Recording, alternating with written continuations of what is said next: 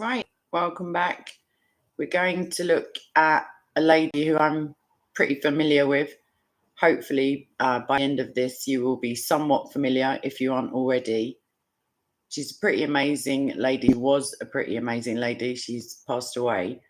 But her books are very well worth reading. Just they're pretty moving and thought-provoking. The overall sense that I had from reading them the first time was an unwavering faith, and like the Romans 8:28, that all things work to the good. No spoiler alerts, obviously, because there were, she, as the quote in the thumbnail alludes to, she lost many things that, like most of us, I don't know that we'd be able to go through half of it, quite frankly, but we would with Jesus, of course. So I can see the chat, and just a little point up. I know who she is. People are answering me. Bless you, Ivan, and I think it was Miss Piggy. But yeah, it's more of a rhetorical question. Well, one that I'm about to answer, so not very rhetorical. Either way, Corrie ten Boom. So she was born in 1892 and she died in 1983. It's a pretty long life. And her sister was called Betsy. So Corrie and Betsy ten Boom. As they were being transported to Ravensbrück, I'm going to pause and apologise for my pronunciation. Ravensbrück was a concentration camp. If you're like a contemporary, as it were. We're reading in the time that it happened. And this sentence, Corrie and Betsy ten Boom. These two sentences, being transported to Ravensbrück concentration camp. And these 11 words, two sentences, were scrawled onto a scrap of paper and squeezed through a slit in the boxcar and into the hands of a complete stranger to Corrie. These 11 words, were their only hope of ever getting a message to their family to let their family know of their current predicament. And the day previous to them passing the note through the boxcar wall, more than 700 prisoners, male prisoners, had been summarily executed at the work camp outside of Vught in occupied Holland. So for anybody who isn't that up on their Second World War history, Holland was occupied by the Nazis. The girls had been imprisoned there for some months, so their family, of course, knew of their imprisonment, but now they're being transported to Ravensbrück following, like a day after being present, albeit at a distance, as it were, to the murders of 700 men. It's just that alone. Like, if we just stopped there, that's pretty it's unbelievable. Like, it's not unbelievable. It's astonishing, and it's heart-wrenching for me, and it's it just beggars belief. I don't mean for a second how 700 men could be murdered in more than in one foul swoop. I very rarely am astonished at acts of evil because they're just so ten a penny, as it were. But the fact that she endured, and not only endured, you may get a spoiler alert from this video, not only endured, but she endured, I want to say cheerfully, but that's not the right,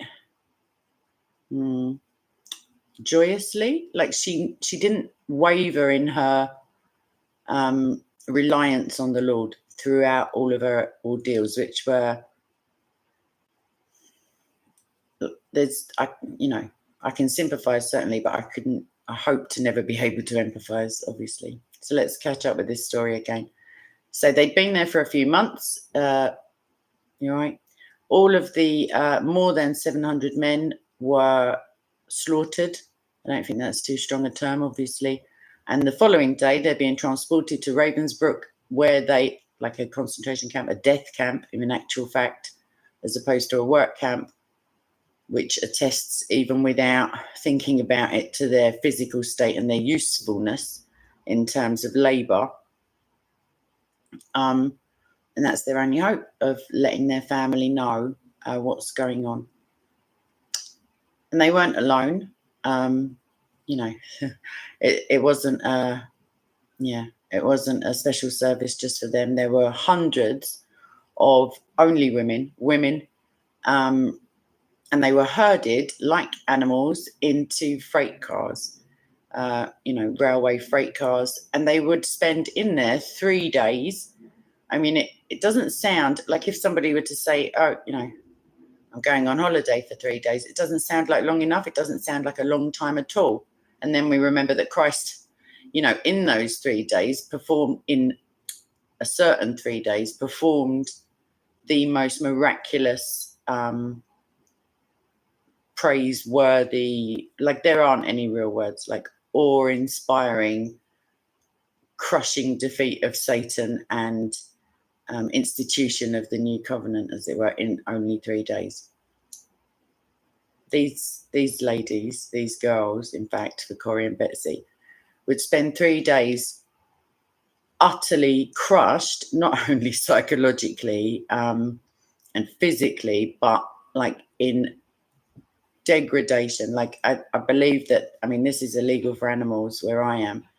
The filth, the stench, the overpowering despondency, I guess, were their companions for 3 days.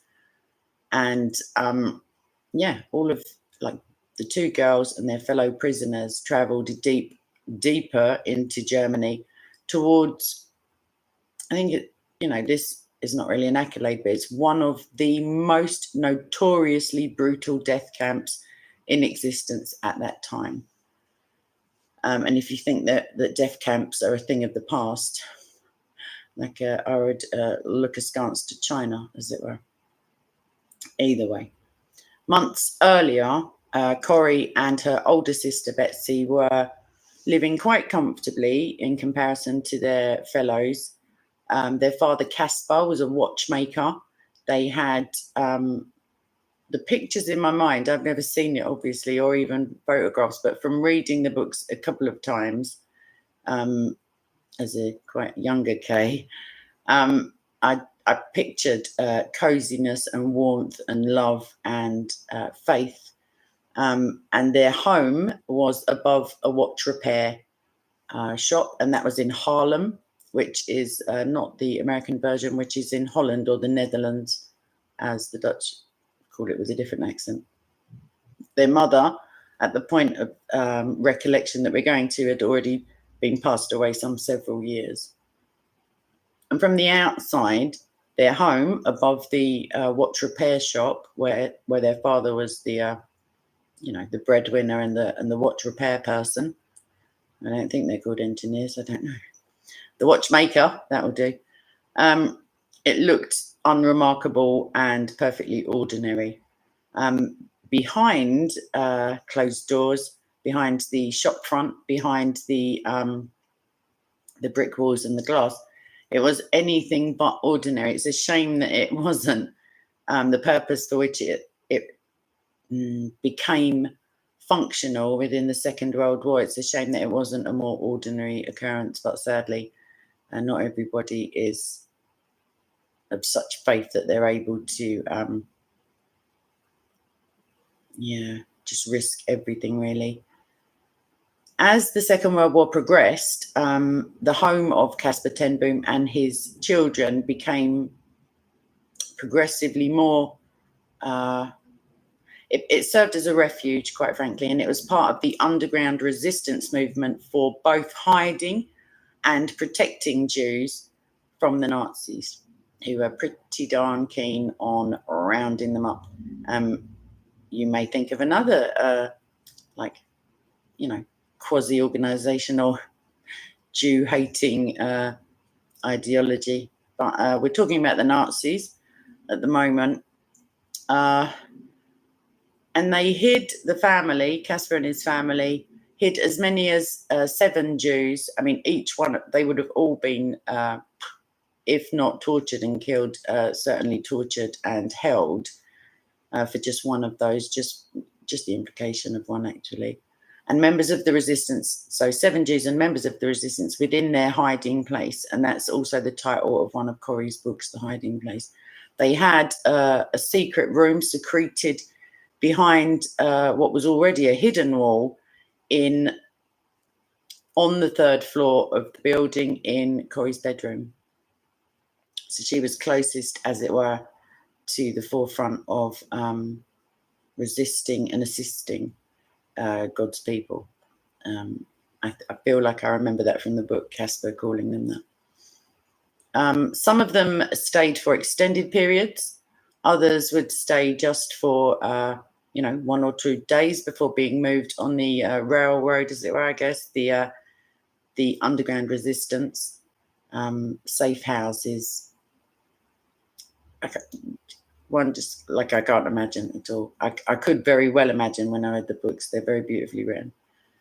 And Corrie recalled during this time hearing pretty stark and dire warnings from the friends of Caspar, her father, who were, I don't know about rightly anxious, but they were worried and were proven, like sadly great, that he would surely face at least imprisonment if he continued in his, what they assumed to be foolhardy or at least ill-advised,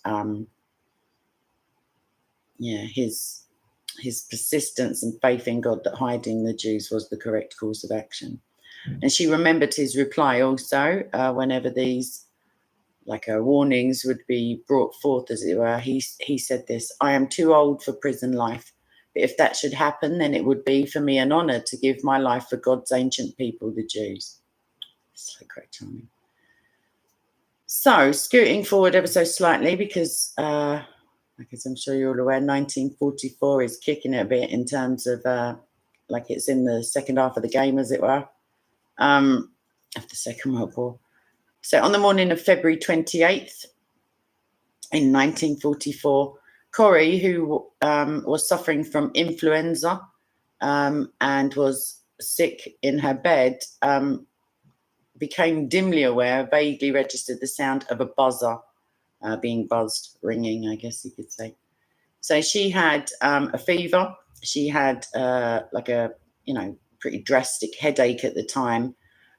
However, she as she laid there, she struggled to make sense of what is this noise, what's going on, because it was so persistent and incessant as an intrusion onto her fever dreams, I guess.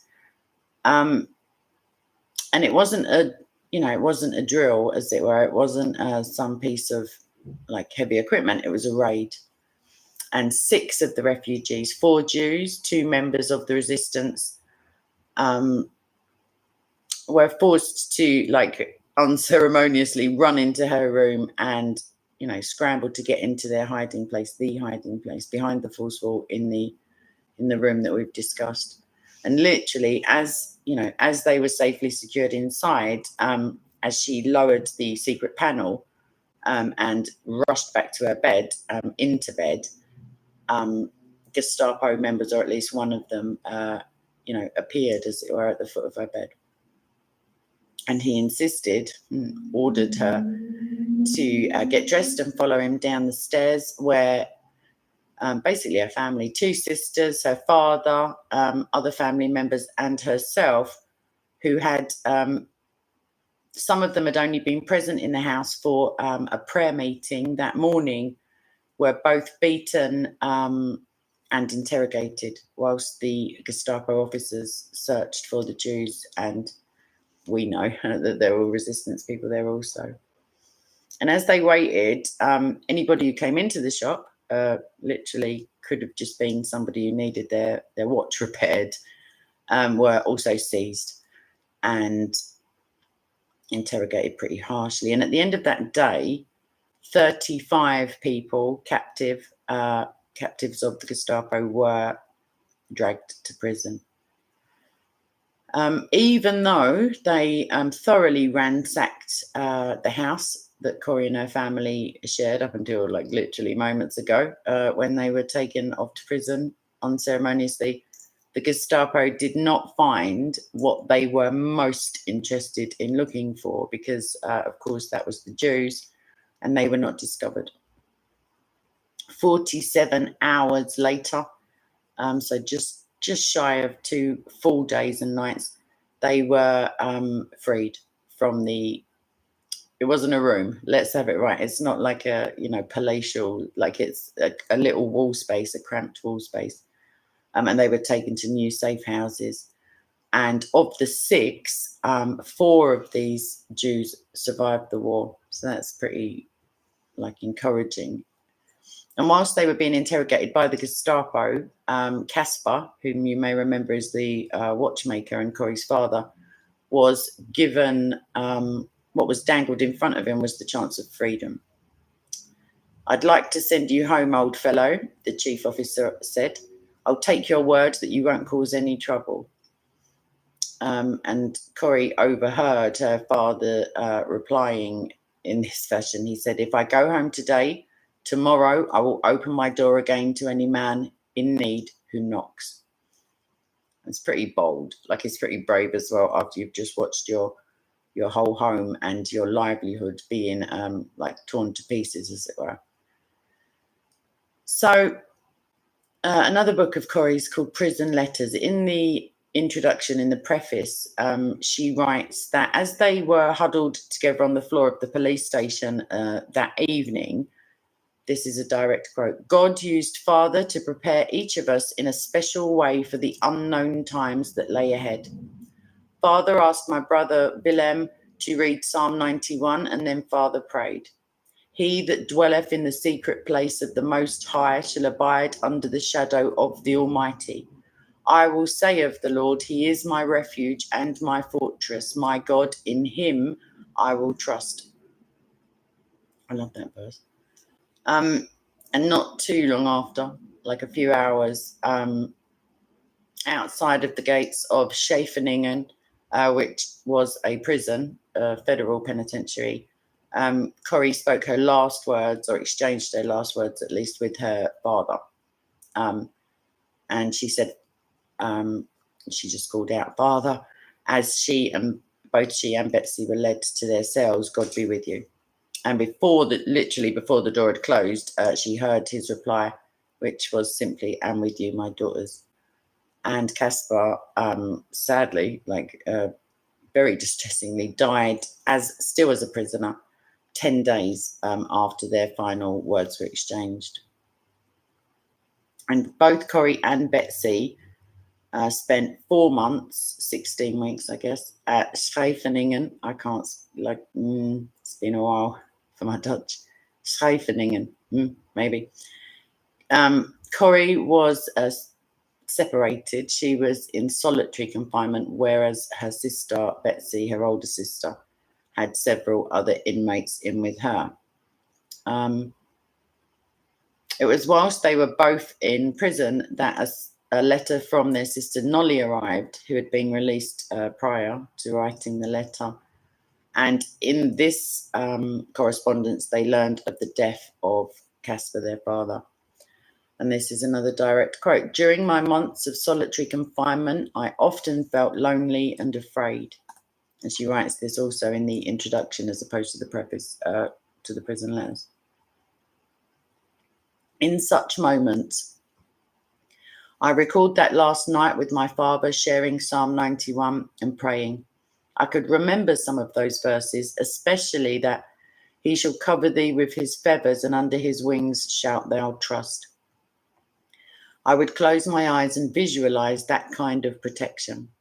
And with that thought in mind, I would fall asleep." So now 4 months after they arrived at, I've got to say it again, I'm so sorry for any Dutch people, Scheveningen, maybe.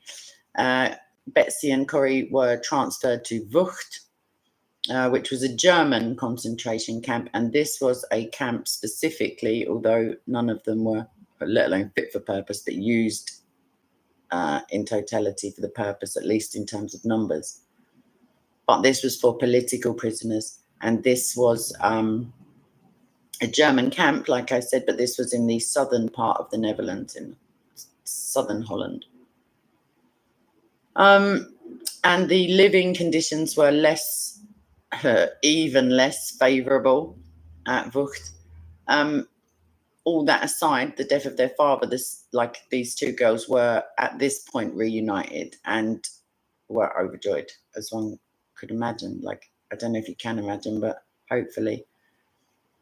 Corrie later described her time at Vught as a baffling mixture of good and bad. Like, it's really some powerful and amazing testimony of the faithfulness of God, and I'm never going to cover it like in this small vid, but on the one hand, she was grateful for secret prayer meetings that she and her sister held within their dormitories, because, like, this just sprang to mind.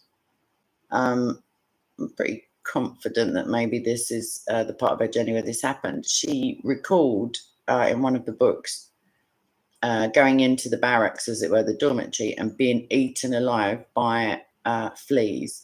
Like, she said, she just felt like utterly all over her. And, that caused some despondency. However, the silver lining, the Romans 8:28, in that is that the guards, the Nazis, weren't willing to come into the lady's dormitory where she was staying, because they didn't want to get eaten alive by fleas. So because of that fact, they were able to minister and witness I feel like, this is off the top of my head now, I feel like it was designed for maybe 300 people, and they were at capacity of about 1,000. I know it was about 3 times too many people. I may have the numbers wrong, because this is not in my notes. This is out of my brain. What she said is, what I had not realised in solitary confinement was that to have companions meant to have their griefs as well. And before too long, she would endure more personal grief of her own. The comparative ease of life at Vught, obviously it wasn't easy, but compared to Scheveningen, that all stopped really when both she and Betsy were loaded into a boxcar and transported, with all of these other ladies, like, just filthy, like sitting in their own excrement. I'm going to put it like that. They nearly died from thirst along the way as they were transported to Ravensbrück, which, as I said, is a death camp and a concentration camp, which is in the heart of Germany as opposed to southern Holland. And it was pretty much, the word, was synonymous with nothing good. And it was kind of like even a curse word, or it evoked just such horrors, even at the time it was happening. And, like, just pause to consider that most scenes of horror and, degradation and murder, etc., become notorious afterwards, once it all comes to light. But amongst the people that Betsy and Corrie were around, it was already had a pretty black name, as it were. And she says that the word passed back through the lines as they were assembled. This is a direct quote from her. This was the notorious women's extermination camp whose name we had heard even in Haarlem. That squat concrete building, that smoke disappearing in the bright sunlight. No, I would not look at it. As Betsy and I stumbled down the hill, I felt the Bible bumping between my shoulder blades. God's good news. Was it to this world he had spoken it? So, as we just noticed, I don't know if anybody caught it, but Corrie had carried around her Bible with her for months and months, and it was hidden. Obviously, it was verboten. It was forbidden to have it. But it was hidden in a pouch that she'd basically hung like halfway down her back. And this was just underneath, like, the most threadbare of dresses at this stage. And at Ravensbrück, both Betsy and Corrie really did consider, like, God's word a complete and utter lifeline. The reason they were there, the reason they were inured and overwhelmed and like suffocated by apparently seemingly like pointless suffering was clear to both of them, even though I'm pretty sure I could have a run up to it and still consider it utterly redundant and pointless. But they both felt, and this is another direct quote, from morning until lights out, whenever we were not in ranks for roll call, our Bible was the center of an ever widening circle of help and hope. Due to the, I was going to say scarcity, but the paucity, like the little to zero sustenance, no food, the crowded, filthy, lice-ridden conditions, the sleeping platforms, the like brutal labour, like not just sewing mailbags or something, like they were brutalised through physical labour. Within these platforms that they slept on, to put it in context for you, they stretched feet to face, as it were, top to tail, and they had not even adequate space to turn over or to sit up. So they were pretty much in like oversized coffins already, you could say, if you were kind of macabre, which, yep, that's me. And that was relentless. There was no afternoon off or any kind of niceties from anybody who worked there, certainly. Each week they were paraded, and they were paraded naked. Humans, you've got to love them, literally. So the guards would be leering. I don't know what they would be leering at, because these were skeletal ladies who had been ravaged by like nature and a lack of food and just the filth. Like this was all under the guise of a medical inspection for people you're about to kill. Obviously, you need to know they're fit enough. However, in spite of like the unending or seemingly ceaseless humiliations, punishment, trumped up charges, you know, like just potential for despondency, the Bible kept like dozens and dozens of women alongside Corrie and Betsy steady, let's say that. And Corrie described in the book, Prison Letters, the nights that they literally were all huddled under one like flickering weak light bulb. She would have the Bible, and they would see it as I don't know, the Bible, I mean, not the conditions, as a preview of heaven. And there were women there, it should be said, of pretty diverse nationalities and other faiths. And they also were gathered around as the verses from scripture were passed up and down the aisles, and they were translated like on the hoof, as it were, into French, Polish, Russian, Czech, and back into Dutch again. At times, as like it's completely understandable to my mind at least, Corrie's faith faltered more than once during her time at Ravensbrück, certainly. And her sister like was an anchor, was like steadfast. Yeah, she was really a rock, as it were. Because Corrie recalls saying, Betsy, how can we live in such a place? When they first saw Barracks 28, which is where 1,400 women were all like basically shunted in to this flea-infested, not very good hygiene facilities, barracks. It was designed to hold 400, so I was a little off. But yeah, 1,400, an additional 1,000 women, basically in a space of 400. They had 9 to a platform bed, which was supposed to hold 4, and that is why they couldn't turn over, as it were.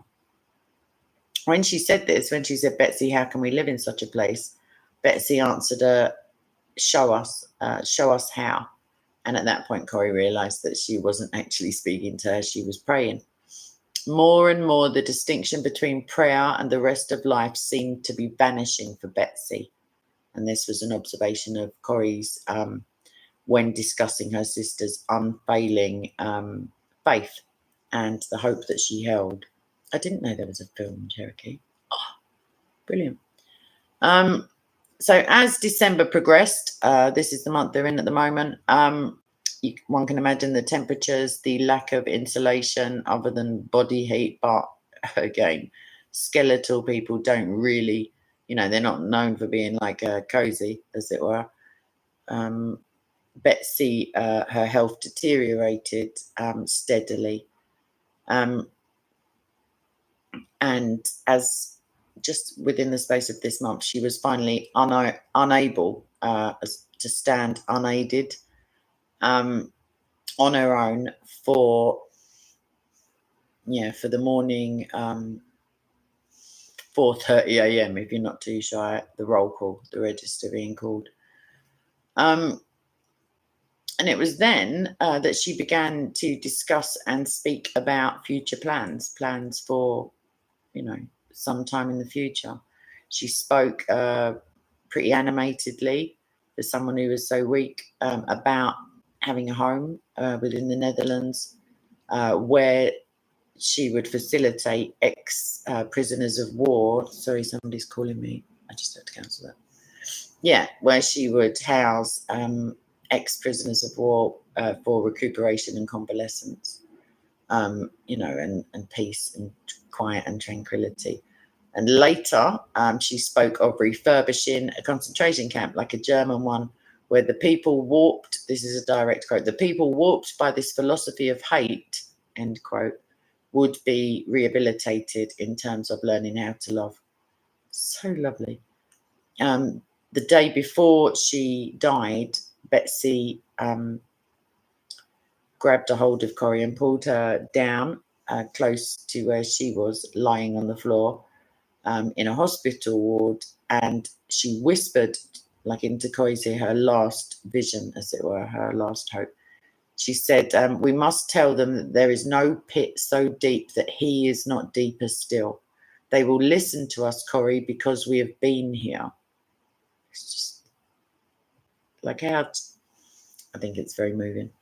And the following morning, I gave the game away by saying the day before she passed away, when Corrie looked into tried to look in through the grime of the hospital window, she watched the nurses lift in her sister's like tiny frame wrapped in a sheet and, just plonked it on the floor, basically, next to all the other dead bodies.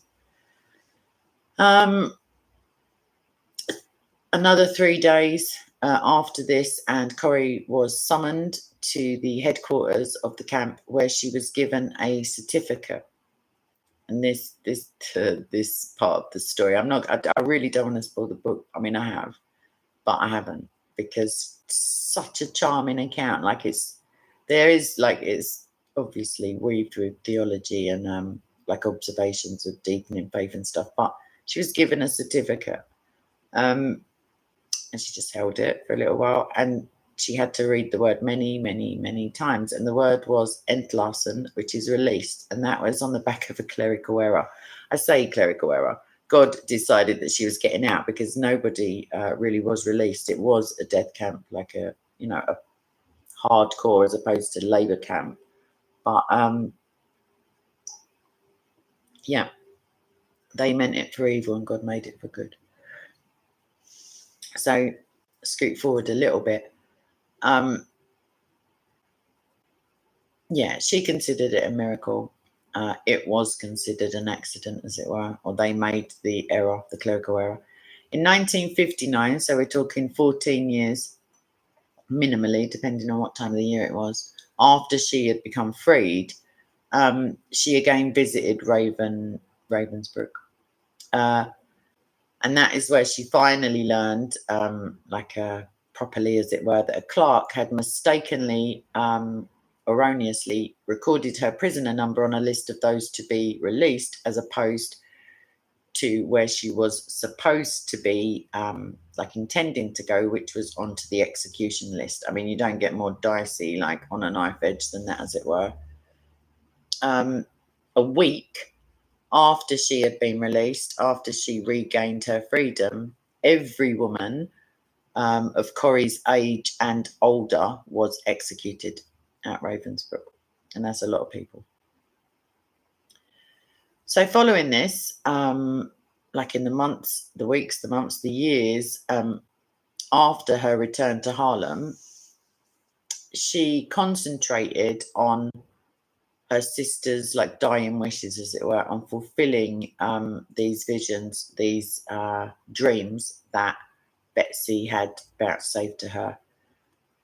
She acquired a patron, a generous patron, and was able to plough forward and establish a rehabilitation home in Holland for war victims. And later, even more amazingly, she opened a second rehabilitation facility for Germans at a former concentration camp, just as they had discussed, or just as Betsy had discussed.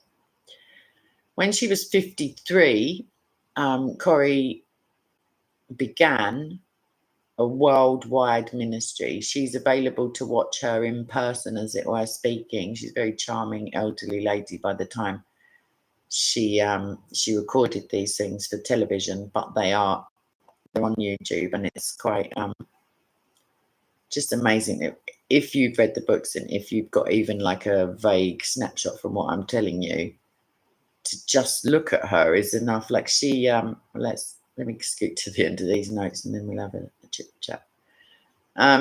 So yeah, she got the facility for Germans, the former concentration camp. She got the rehabilitation camp where she was going to teach them how to love, as it were, for the Dutch, or for the non-Nazi even, ex-prisoners of war and war victims, like as a wider demographic.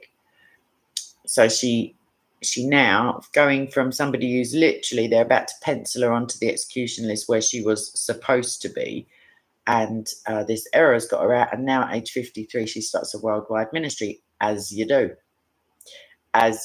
Like she could have literally just stuck her feet up at this point. I don't think, well, I wouldn't have been tut-tutting. This ministry took her to 60 countries over 33 years.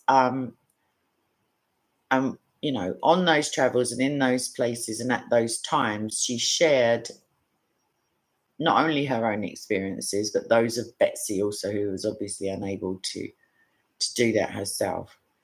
And what she conveyed overall was an unwavering hope and a faith in Jesus. Like she's so charming. You must, like, maybe I'll read some excerpts of her books as a video. She also wrote books, pretty, like these are some of them. A Prisoner and Yet, that's one. The Hiding Place, Tramp for the Lord, In My Father's House, and Prison Letters. So she used the proceeds from those books and funneled it into her ministry. And yeah, she had a home in Los Angeles. She named it Shalom House. Bless her. And on April 15th, 1983, in California, as I just mentioned, on her 91st birthday, she passed away. I don't want to speak out of turn. I feel that I'm correct in saying she lost all of her family within those first few years of the Second World War. Her father certainly, she didn't find out immediately, but he passed away. Betsy passed away. I think Nolly also passed away. Willem. Yeah, I feel like that rings true to me, that they were all, she was the only one to survive the camps. And not only that, she survived onto her 91st birthday. her entire extended family, including her, suffered unimaginable horrors for their convictions, not necessarily in the same fashion when I do the persecution videos, but certainly for their convictions, as Casper admirably asserted to the Nazis. He said, if you send me home tomorrow, I'll open my door to anybody in need.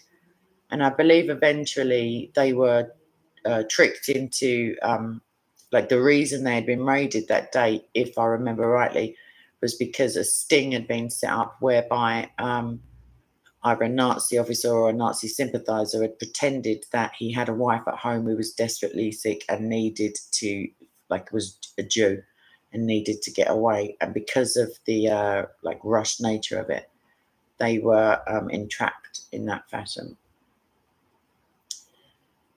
And I guess, if you're blessed enough to have the time and the inclination to read these books, or if you just manage to catch me doing a video, maybe reading some of them out, a pretty natural, something that I've already contemplated when I read them the first time is you wonder to yourself, would I have been able to string a sentence together,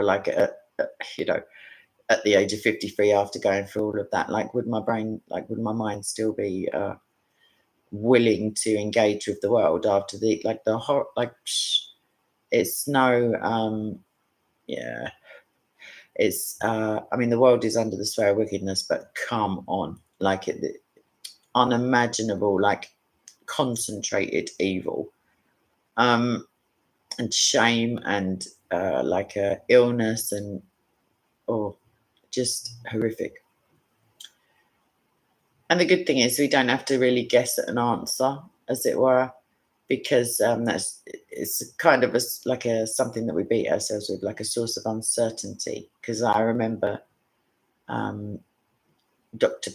Jordan Peterson, saying, if you think that you could have been a German in Nazi Germany and that you personally would not have become, if not a Nazi apologist or someone who acquiesced to that, you're wrong. As the people where it happened, oftentimes it's very easy to judge, retrospectively, but unless you're that person in that time, in that place, with those fears and those threats, it's more plausible that one, just as an observer of human nature, that one would go along with the prevailing status quo. What we can be sure of, we can ponder these things. We can wonder, would I have had the strength to carry on? Would I have been praising God all the way through, which Corrie certainly did? Would I have been using, prayer in the same fashion as Betsy, etc.? What we can be sure of is that the entire family, it seems, trusted entirely in God, and the God referenced in Psalm 91. I like that psalm anyway. I'd forgotten that it was in the book. Maybe that's how I came across it in the first place. I can't remember. When their faith faltered, because it's not a sin to have your faith waver. Faith is a fruit of the Spirit, and of course, the secular world and the darkness of the world. It's pretty bad now, but it was also pretty bad then. Is able, somewhat, just a teensy bit, and it can become incremental, to impinge upon your faith. And it doesn't mean, because your faith falters, it doesn't mean that you lose faith. It just means that the doubts seem louder than the conviction, just on the surface. But even when the faith of this family wavered and faltered, even when I guess it would have seemed, and for most of them, that evil did prevail, not in spiritual terms, but only in the physical terms, when they passed away, or when they were being slowly tortured and murdered. The word literally, not only Corrie's Bible, but Jesus, the word of God, cast an entirely different perspective, and I hope that was just so desperately needed there. And Corrie, I remember, ponders the fact that was why, because of it's ridiculously common for survivors of trauma, and certainly, there's survivor's guilt and stuff like that. But that aside, the why is always the prevailing question. Like, on the surface, you might presume to just want to forget about it and get on with your life, but why did this happen to me is such a very common, like, a topic for counselling and for psychological analysis and stuff like that. And I remember Corrie, with certainty, actually, saying that she'd come to the conclusion that she was there to spread the light of Christ, in order that these, think of it, all of the 1,400 women, or 1,399, that she was crammed in with, a week after she was accidentally released, anybody of her age and above, of a female nature, was slaughtered. And if she hadn't have been there up until the day she was released, I would hazard a guess that, as the only one with a Bible, none of them would have. If they were Christian, they would have known, but if they weren't, they wouldn't have had the opportunity to learn from the book, as it were, and translate it into their own languages. So that was the reason that she was there, she felt.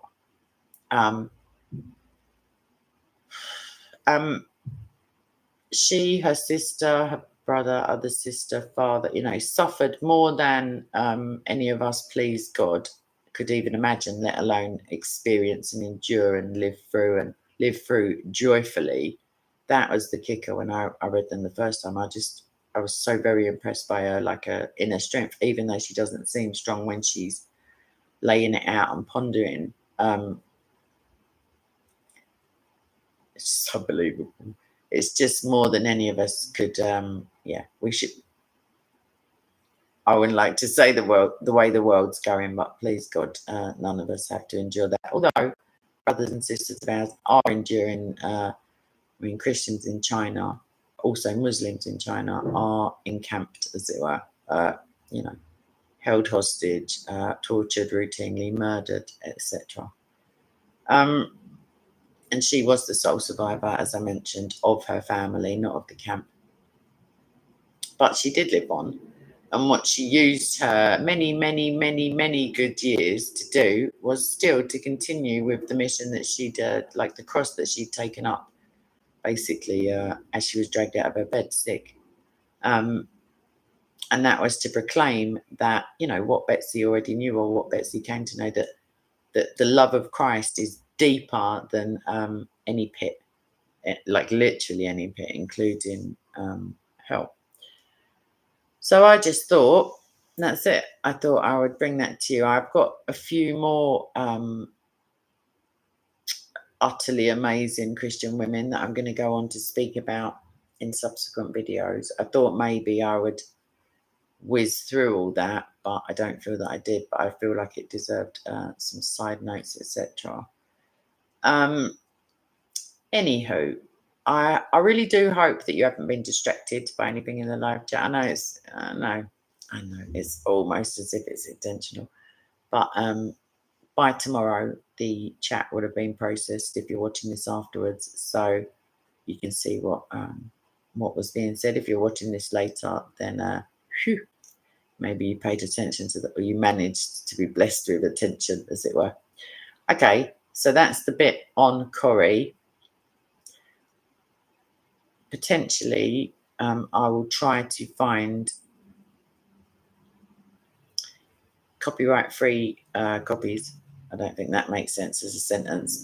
Versions of her book or clips, and I will definitely read some of them out anyway. Not that I don't love Lewis, obviously, but yeah, Martin is just unbelievable. Not unbelievable. I always say that meaning like flabbergasting.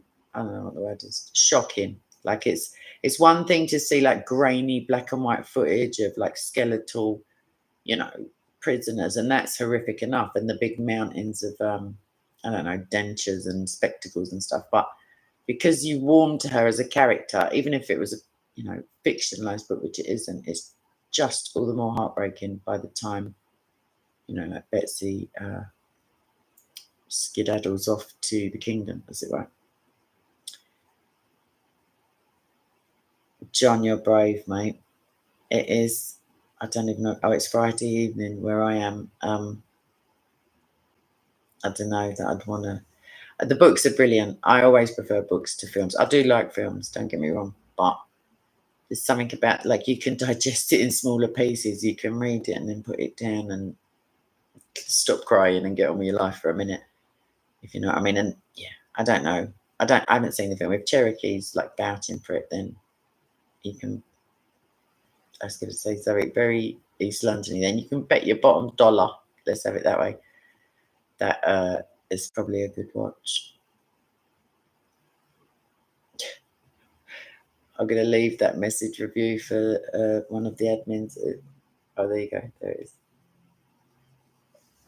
Either way, if you want to argue with each other, you can, if you like, but you can do it in the comment section, because I could argue in my spare time, if you know what I mean. I don't have to argue on YouTube. Who are you crying to, Mr. Brown? Is that me? What do you mean, if you wanted to go off topic? I feel like I wasn't reading them, but I assume you did go off topic. It's all right. I eventually get around to like many topics, but it's only, I mean, if like, I ain't got no problem with it. If you want to come in and like, you know, talk about other stuff or stuff that like occurs to you whilst you're listening, all you got to do is wait till I stop reading, and then you're not distracting anyone, are you? Because I always say, have you got any questions? I usually mean questions specific to the topic, but you know, I don't know. No worries, Dragon. Like I say, I feel like the next lady that I'm going to be discussing, I know her far less than I know Corrie, but that will be Katharina Luther. You may recognize her surname. I don't mean the TV cop show. I mean Wittenberg and the you know, that guy. Bless him. So she'll be next, and there's loads, because as I was watching my own prem yesterday about early Christian, like, amazing women, I thought, oh, I know a load who are not that early, but are still just as amazing. Anonymous man, you're right, love. Yeah. So, you know, I know, Mr. Brown, but on topic, as in whilst I'm reading the stuffs. Like, I'm going to go ahead and guess that your topic that you veered off into was either religion or politics based. I'm just throwing it out there. Just the crazy kind of girl I am. Anywho. Oh, no, not the racism card. Surely. Oh, surely. I don't know why I'm calling you Shirley now, but come on. Please, let us just get a grip. You know, if you want to talk about China and the Uyghurs and Uyghur Christians and that, I guess I did mention that, but that's not racism either. That's anti-theism. Most of my videos are Muslim. Most of the videos you watch of mine, maybe, but have a little scoop through. Try and back up your claim, because you do know that's how we do things in a debate. You're going to make a claim like that, you're wrong. And I can confidently assert that. I mean, the Speaker's Corner playlist that I have is like 190 odd bids, but my videos, as in me sitting here, 2-3 in the last year, have touched on Islam. That was the 10 most stupid fatwas. There may have been some prems, to be fair, from last year. I think I've done 2 videos polemicizing Islam. It's kind of boring, to be fair. I mean, it's done. It's disputed. It's not that interesting. So what I like mainly focus on, if you just do like the most brief, have a little look on my channel videos, is I don't know, church history, apologetics, why polemics are important, things of that nature. Bible study-ish, triunity in the Old Testament, interviews, etc. So no, most of my videos are not about Islam. Not recently, anyway. Only like in terms of Speaker's Corner, and that, my little love, is because most of the people at Speaker's Corner are Muslim. You might have noticed when you are there. every week, mostly. Thank you, John. John, I knew I liked you for a reason. Oh, I'll have to pay you the flattery money later, but thank you. I'm only teasing. Oh, I got anonymous man. I got a whole folder full of well, maybe they're all like unfair aspersions, but on the inherent racism of a certain well-known. Well, why give them any publicity? But yeah, I got loads. Literally in the other room, I got a folder like that. But yeah, kind of over it. Like obviously pro Jesus, but there's plenty of false arguments to tear down. It's just that Islam just keeps coming with the like excuses and stuff, and they trying to rationalize to like, what's the word? Not contradictory, but yeah, cognitive dissonance. Best example for mankind. Pretty shady lifestyle. Like they don't go together. You know what I mean? Jesus, oh, we love him, but not the real Jesus. You know, that sort of stuff. But once you've done it once, like, yeah, they were a lot better when it came to slavery. Don't be ridiculous, Mr. Brown. Christians were instrumental in ending slavery, although slavery, unfortunately, hasn't ended in the Islamic world, as you know. Because I know you're not just going to watch the mainstream and go with that twaddle. I know you know. Don't be silly. Please don't be silly. Don't embarrass yourself. Don't do it, please. Yeah, there's nothing to do with the Messiah suffering, racism. So don't just scoot along. Don't start doing it, yah, please. There are blacks for sale in Islamic countries. There are women for sale in Islamic countries right now. Not all of the Islamic countries, obviously. But this country that we live in, you and I, Mr. Brown, is not a theocracy anyway. Like even if we had, I mean, there's people smuggling and stuff here, but that's not what you're talking about. You're talking about the empire and that kind of slavery. And it was definitely Christians who. The other thing is, there weren't many Bible verses being put forward to justify it. But you can go in the Quran and grab them right now if you want to justify it. Yep, John, you're right, Livia. Anyway, it's best to distract yourself, I suppose, if you can ally yourself with a religion that most rational people, including Muslims, can admit the discrepancies in, can say like, yeah, that doesn't sound right. But then obviously you can just chuck that bit under the bus if you want, as long as it's not in the Quran. Even if it is in the Quran, it might have been abrogated. So happy days. Unless you're a slave in an Islamic country. Or let's not get started, because this video wasn't about Islam at all one bit. Nope. It was about an absolute stalwart of my faith called Corrie Tenboom. Lovely lady, very forgiving, very loving, very generous with her time and spirit to minister the word of God, as opposed to having like redundant arguments, because I'm not going to change my mind and potentially neither are you. So what do you want? My time is limited on this planet, so is yours, so is everyone's. None of us are getting any younger. None of us are getting edified by just like backwards and forwards ping pong like arguments, because I wouldn't mind if anyone stuck to the topic. You know, you want to do a deep dive into slavery, go for it. Not in the live chat, obviously, but that's got nothing to do with the suffering of the Messiah. And that, you know what I mean? You can't just start throwing darts like, no, it's disingenuous. I ain't doing it. Why? You do make me laugh. I'm guessing your autocorrect is a bit wonky, Mr. Brown. You want to know one Muslim country that's waged war without a Christian Western country? Is that what you're saying? I'm assuming that's what you're saying. Okay, I'll find you one after. I got a few just popped up in my mind, but I'm not a military strategist or expert. But yeah, okay. I would say there's war being waged, not by the country itself, but with the Prime Minister looking like sideways, Buhari in Nigeria. That's a full-on genocide, according to the British government, and they should know they've been involved in a few. According to, like, I can literally hear you gearing up to be throwing rocks, as it were. Like, that's war. That's spiritual warfare. That's the slaughtering of people because they love Easter. Apparently, you got to laugh. You got to make it up. Well, someone did make it up, but you know what I mean. Unreal, unbelievable. But yeah, so I'd say that was a war, an unofficial war. I'd say that the oh shucks, I've got so many places rattling around in my brain. And that's so disgusting. I can't think of the place, and they are regularly, routinely, like under great duress and butchering.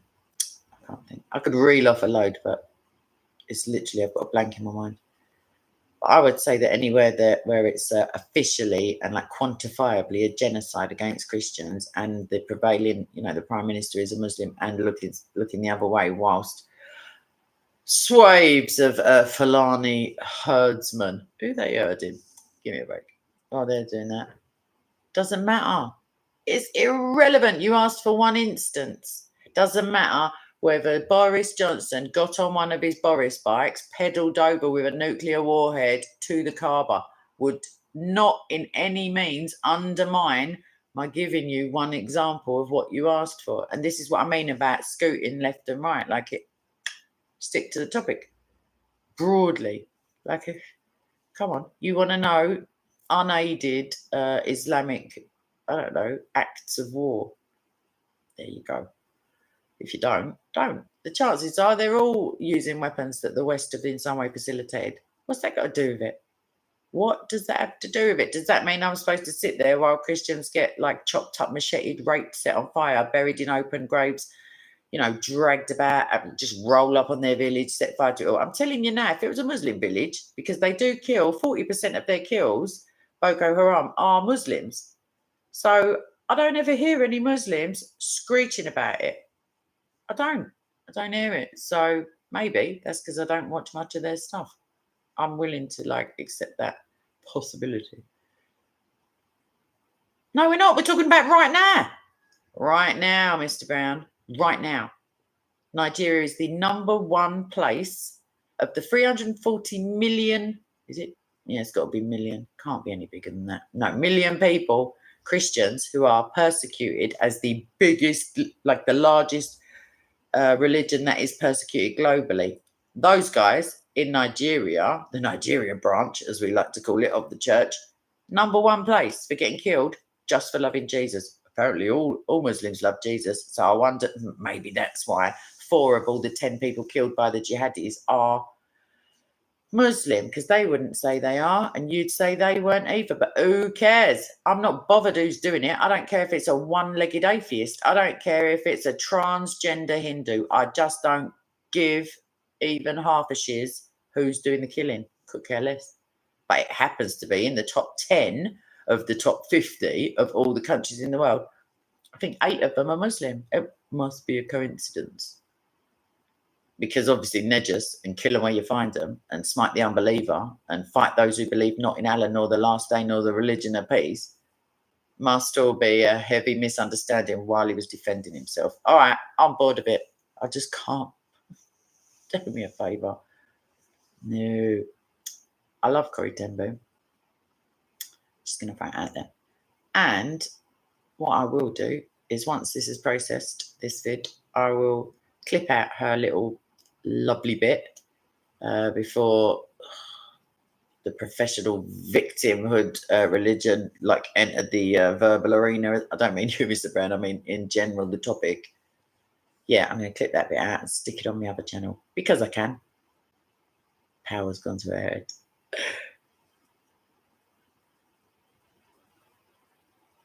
John London. Yeah, I don't have a chance to watch many Speakers Corner videos, to be fair. Oh, John, the Coptics, mate. Do you remember that Nabil, that 62-year-old guy who was just ISIS-style executed, just by 3? Obviously, they're well brave, those executioners, 3 of them. I mean, you're not supposed to say 3. You're not supposed to say Trinity anyway. And I know it's not Arabic, but I know the language of many Muslims in London, at least, where they say, don't say 3. 3 is equivocable with death. And it certainly was for Nabil, who was 62 and accused of collaborating with his own government. Can you imagine? Thank you, Monogenes. Monogenes. I don't know how you pronounce it. God bless you as well. Right, let's all remember the vid I did yesterday on kindness. Let's all ponder Christ's relationship with love. I mean, he is love. But let's have a little lovey vibe, as it were. I might even do a stream later. How do you like their apples? I haven't got a life. I might as well. I'm only joking. I was supposed to go and see my brother, but I've postponed because just for I have to watch do I swear that much in real life though? Just for shiz and giggles, let's put it that way. Okay, I will, Mr. Brown. These things, they're not like deal breakers. That's easy. The Old Testament, easy peasy. I just wrote a 1,500 word assignment on it, literally, a couple of months ago. As soon as I get the grading back from the university, I'll do a video on it. No problem whatsoever, but do me a favour, babes, while I'm showboating. Copy and paste that and stick it in the comments for me, like with a link, so it goes into my review thing, so I can remember that to do the bid, because otherwise I'll forget the questions. I can't show you the raised from the dead necessarily from the Old Testament, but I can show you prophecies of it. So yeah, easy peasy. And the divinity of the Son of Man and King of Kings and yada yada. And everyone's doing, where were you lot when I was doing my homework? All these other verses. Ezekiel and Daniel I would go to. He didn't die. He wasn't, he didn't work in the fabric industry. I think he died as he would die. He didn't die for your sins because he died for the sins of those who believe in him. He died for the sins of the world, but in order for it to profit you anything, you have to believe that he is God. Not Allah, obviously. He's silly. God. So yeah, we're still talking about it. How does it do it? Oh, that's a lovely verse, Cherokee. I like that. I do like that. Yeah, so Mr. Brown, no joke. Stick it in the comments with a link to whatever link you want. Right? Doesn't really matter. I don't click the links anyway. But yeah, that question, and I'll do a video on it. I give you my word, because I'm not fib up. I can't do it now. Yeah. Who gives a shizzle about Bart Ehrman? Bart Ehrman compared the Quran to the phone book. I don't think you believe. Bart Ehrman speaks, his arguments can be used positively for Christianity. He's only a New Testament scholar anyway, so it wouldn't really matter what he said about Ezekiel and Daniel and coming of the Son of Man and all that shiz. Doesn't matter what Jewish scholars say. Again, doesn't matter. We're not praetorists. We don't think that all the prophecies have already been fulfilled. There's other ones coming anyway. Like, hindsight is the thing, you know. And the Jews, to be fair, they've got so many different rabbinic schools. I'm not saying that Christianity isn't diverse in terms of application of the scripture, but you can pretty much find a Jew to say, like, you can find one who agrees with a lot of stuff, and there are, of course, Jews who are saved. So you can't just say the Jews, because that would include all, like, most of the apostles, and you know what I mean? All the I can't think of the word for it. Messianic Jews. Oh, my brain just went Friday, as it were. There you go, Tommy Noble. Boom. Stick it to him. Yes, Bart Ehrman, the crucifixion is an historic fact, and no one noticed a big curtain with a wizard behind it. There was no yellow brick road either. Spoiler alert. So yeah, there may have been little people. I really don't know now. I'm stretching this analogy quite far. Yeah. And what?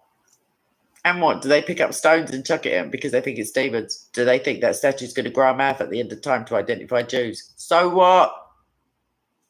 And what? Like, he's telling me as if I'm a for one, as if I'm a Catholic, but you think I won't defend? I've defended Catholicism plenty of times at Speaker's Corner. Exactly, Cherokee. But yeah, sometimes. Kiss the painting. You might want to kiss that little stone, that minging thing, like with all the lip marks and the sort of like. Come on now. Come on, everyone knows what it looks like or represents. I wouldn't say it's like a genteel painting. I would say, well, I'm not going to say it because it's not your fault, babe. All the other, like, research that you do on other stuff, like, why don't you? I know there's red lines and all that, yes, Cardi style, but why don't you just have a look? Mecca was a good bookmakers, John, back in the day. William Hill now. So, yeah. Yes, they can, Mr. Brown. So you're in with a chance, babes. Yes, they can. So, yeah. All of us are innately sinful. Yep. Even you. Everyone. So, yep. Yep. Murderers can get in. Paedophiles can get in. Everyone can get in, but the prerequisite is not an easy option, and they won't be that way once they're saved if they don't, like, obviously die a couple of minutes after they convert. Yeah, the only people who are not getting in are those who blaspheme the Holy Spirit. That's a guaranteed. I'm hoping that God's infinite mercy somehow, I don't know, takes into account maybe they were members of a largely peaceful religion at the time that they said it, like Abbas, for example. But anyway, let's not do it. Right, I just heard my door go. I reckon I'm going to press the button. I was such a lovely little vibe with Corrie, just chilling and thinking about, the great evils in the world, and then we skipped on over to a different form of it. Yes, Mr. Brown, no mile-long erect penises, just full-on wall-to-wall carpet of... Listen to yourself, man. Your sins are forgiven, is what Yahweh promises.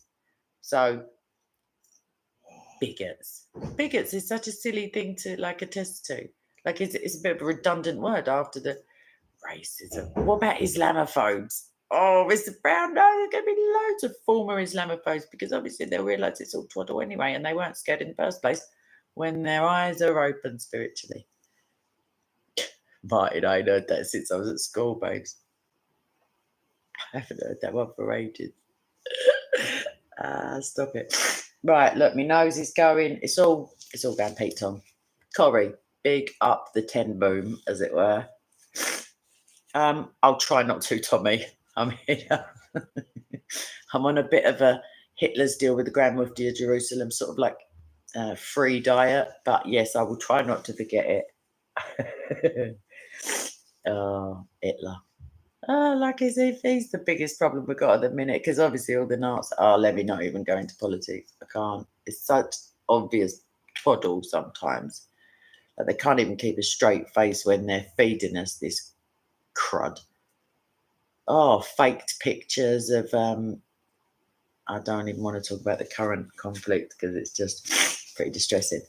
But now my nose is absolutely gone, as it were.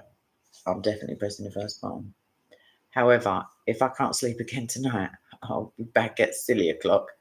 Other than that, I'll have a go. But I've got to eat food and do some admin stuff, and my next uni course is coming up, and I've got a little teeny weeny window of time off from uni, and I'm spending it arguing about Mohammed for a hot second, which is it's been done to death, literally to death by people who do it in Pakistan. Just, you know what I mean? I will do, Mr. Brown. I hope to see you there. No joke. There'll be Muslims in there as well. How'd you like that? Oh, I mean, some people could think to themselves, I don't want to be in there with people who said you're worse than pond scum, as it were. But no, like I say, try and get your spiritual ear holes open. I know they're scaled. Hear it again. For one, prejudice, in and out group preferencing, as per the studies in the 1950s, is a legitimate human response. Like it's beneficial to the species, to more likely to align yourself or believe good things about your in-group. We don't only have one in-group. It's not as base as colour. Don't listen to the Marxist Mr. Brown because it's just beneath you. Seriously. Especially when your religion supposedly, even though we all know it don't, says all Muslims are equal, as it were. So don't go like racism is the original sin, because it's really not, and it is forgivable, unlike Black Lives Matter would have you believe. Please don't like start giving it the. It's embarrassing.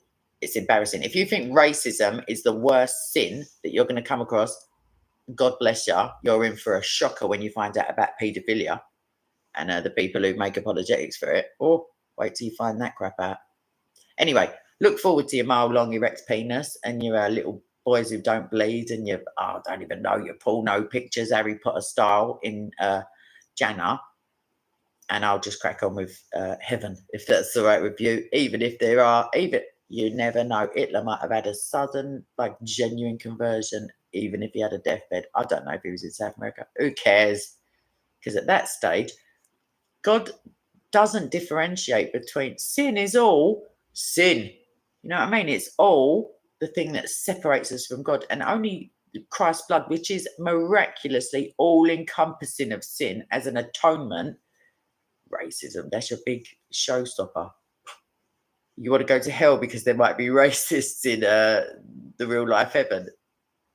Listen to what you're saying, man. Please. No, there won't be good people. There is none good.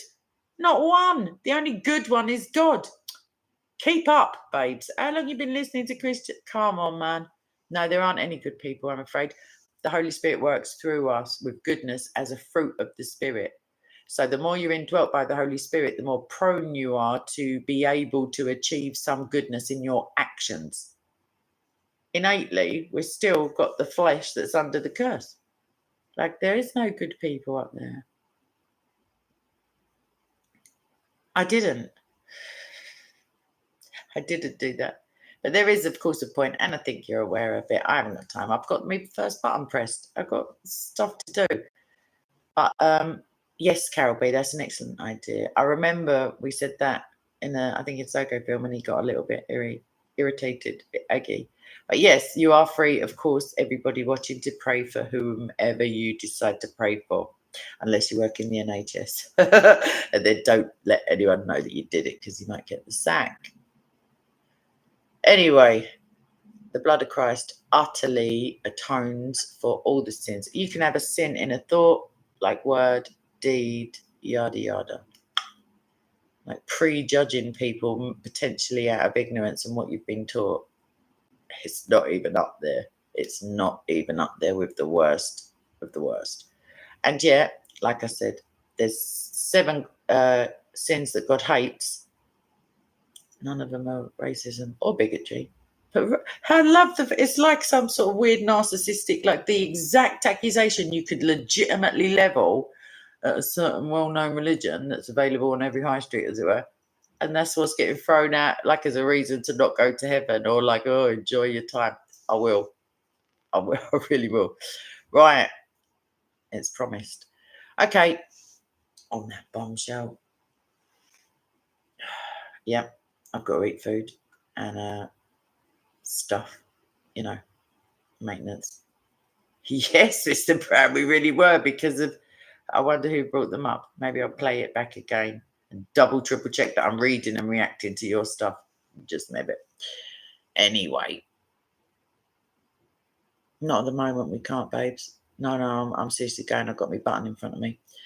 But Genesis and the fall, I covered that, I think, with Mansour at one point, with that nutty Abumba Dada Bumba, whatever his name was, the African dude, and little Omar, is he Somali, Ethiopian guy? I can't remember where he's from, Eritrea. Anyway, I've done videos about that. Honestly, babes, he's gone Italian on me. I can't, because I've done an hour, 20 minutes. My mouth is dry. I need a cigarette, quite frankly. And, yeah, stuff to do. But come and hijack a live stream again. So No, we'll do it. I'll do some teaching on it. Have a look through. I've done. I don't think you actually want to learn anything, though, do you? Other than practicing the arguing. But yeah, triunity in the Old Testament. That's important. But yeah, it's one of them ones, isn't it? Anyway, I've got to press this button. Got to do it. Just now, just because. And there's Psalm 91. Thank you, Dragon. All right, Mr. Brown, I ain't saying no. I'm saying not now. Honestly, I'm starving. Well, that's a fib, but I'm very hungry. DJ Crafty, yes, Jesus Christ was, is, and remains, actually, because of his glorified body. He's 100% human, whilst at the same time, because of the hypostatic union, he is also 100% God. Happy to answer your question, and now pressing the button. Right, lots of love, and yep, please God, I'll chat to you again today, like as in this evening at some stage. And yep, God bless you, and yep, keep it real, keep it Jesus if you're already there. Have a look for Jesus if you think you know him, and maybe you don't. If you do believe in Isa and obviously love him, direct quote, have a little look at the Bible and see what they said about him before the other subsequent narrative was recorded. What's the harm in that, you may ask yourself, seeing as how certain other God said that they revealed it. Carol, love you as well, babes. Everyone, I have love, but just little patience at the moment because of the hungriness of me. And I just thought to myself, I don't even know what I'm having for tea. So it's dire straits out here, everyone. No joke. I can't get takeaway, but it is Friday. Let's not discuss that at this stage of the game. Let me get off this phone, as it were, this computer, because someone might have hung around right to the end in case I say something interesting. In the last 5 minutes, I've just been waffling, bunnying. Anyway, Corrie ten Boom, you remember her from the title. This is getting so clipped. And God bless you as well, Dragon. And yeah, I'll see Cherokee. If I don't see you in my Skype very soon, you and I, madam, we're gonna have issues because you're here sitting typing. I know you can work your way around the computer. Please, I'll be your best friend. Already probably am. Let's do this, shiz, and I'm pressing the button. Right, lots of love. See you later. Bye.